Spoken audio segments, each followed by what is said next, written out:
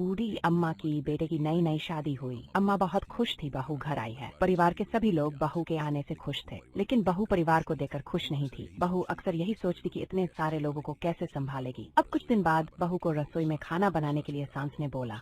सांस ने कहा, बहू बहू अब से पूरे घर का खाना तुम बनाओगी। अब बहू को खाना बनाना नहीं आता। बहू रसोई में जाती है और यूं ही उल्टा सीधा खाना बना के आ जाती है। लेकिन जब परिवार के लोग खाना खाने बैठते तो बहू के हाथ का खाना खाकर खाने की बहुत तारीफ करते। बहू मन ही मन सोचती कि मुझे तो खाना बनाना नहीं आता, तो ये लोग मेरे खाने की इतनी तारीफ क्यों करते हैं। बहू को कभी समझ नहीं आया कि उसका खाना इतना स्वादिष्ट कैसे बनता है। एक दिन बहू रसोई में काम करके बाहर गई। बहू ने देखा कि उसकी सांस रसोई में उसके खाने को छक कर देख रही है। बहू ने कहा, माँ जी आप यहाँ कैसे? सांस ने बोला, बहू मुझे मालूम है तुझे खाना बनाने नहीं आता। तू जब भी खाना बनाती थी तो मैं तेरे पीछे से आकर इस खाने को ठीक कर देती थी, जिससे कि तेरी इज्जत इस घर में बनी रहे। क्योंकि मैं भी एक समय में ऐसी ही थी। मेरे साथ तो कोई नहीं था, मगर